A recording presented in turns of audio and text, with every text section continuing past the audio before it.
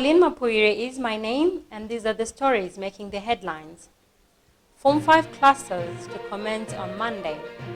Constitutional amendments, the death of democracy, MDC alliance. Obadiah Moyo's bail conditions relaxed. Milk production drops by 7%. Inflation to fall below 55%, RBZ. Senegalese Mendy eyes only African record set by a Zimbabwean Bruce Grobbler. Form 5 classes to commence on Monday. The Ministry of Primary and Secondary Education, Permanent Secretary Mrs. Tumisa Tabela, has said Form 5 classes will begin on Monday. Addressing school authorities in a circular, the Permanent Secretary said the 2021 Form 5 classes will commence on Monday, the 10th of May 2021, for all schools across the country. Fees will be paid on a pro-rata basis using the following formula: number of days remaining multiplied by approved fees for Term 1 divided by a total number of days in Term 1. Constitutional amendments, the death of democracy, MDC alliance.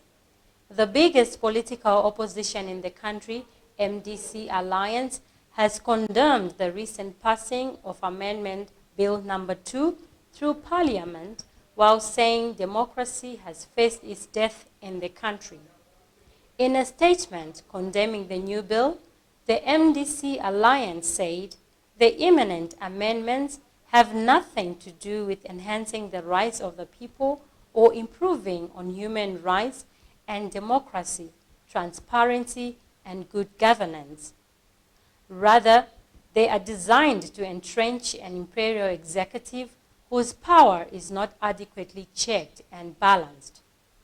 MDC Alliance added that those who have shamefully voted yes to the amendments are complicity in the destruction of our democracy and the citizens, the last line of defense against bad governance and the adulterated supreme law.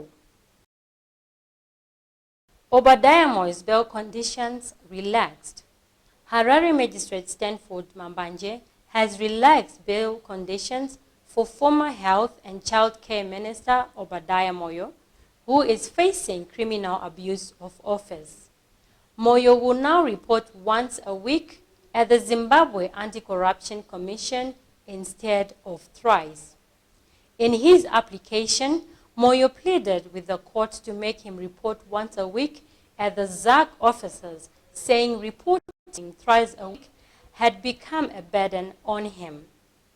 Mambanje consented to Moyo's request, saying the latter has demonstrated his willingness to stand trial by abiding to his reporting conditions, despite the state failing to furnish him with a trial date up to now.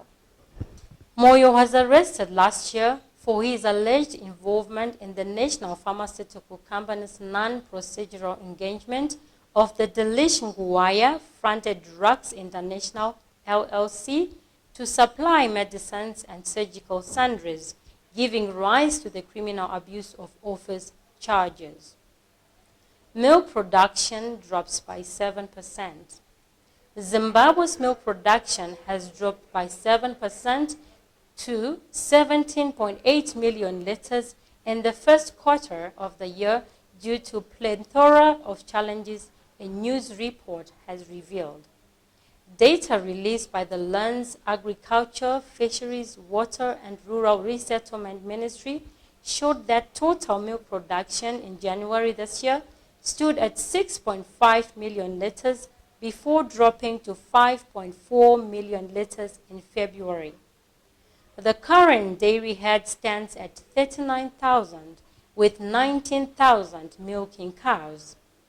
In its latest report, the ministry said the national target for milking cows to meet and exceed requirements is 32,000. Average production per cow per day was 13 liters. The smallholder dairy sector still contributes about 4% of national milk production. productivity remains low due to the high cost of breeding stock, stock feed, and veterinary drugs. Inflation to fall below 55%.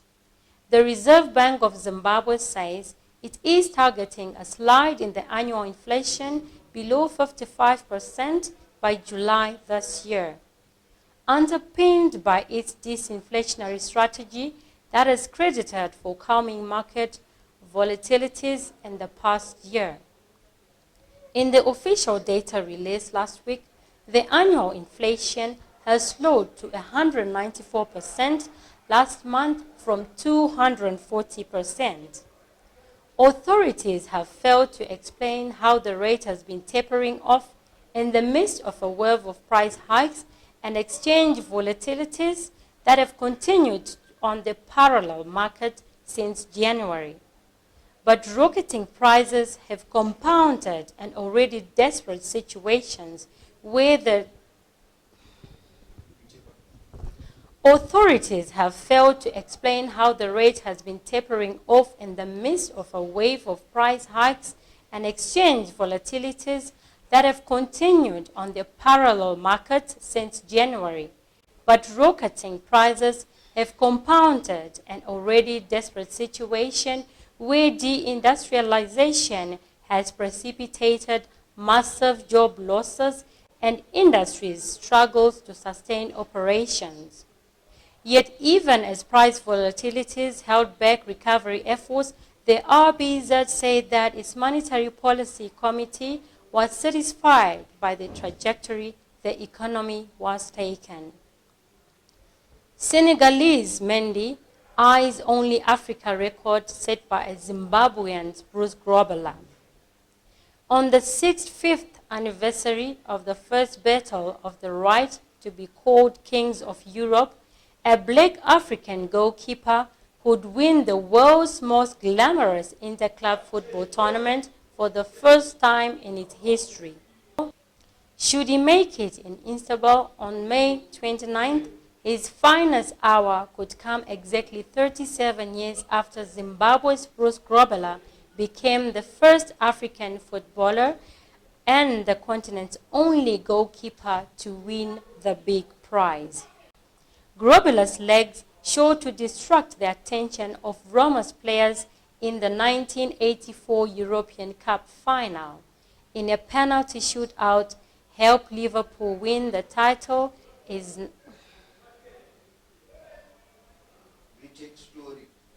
Grobbelaar's legs sure to distract the attention of Roma's players in the 1984 European Cup final in a penalty shootout to help Liverpool win the title is now one of the iconic images of the tournament. This remains the only occasion an African keeper won the prestigious trophy, but that script could change in a few weeks should Eduardo Mendy help Chelsea win the title in Turkey this month. That's all we had for you today. Remember to like our Facebook page, techmag.tv, subscribe to our YouTube channel, techmag.tv, and follow us on Twitter at techmag.tv.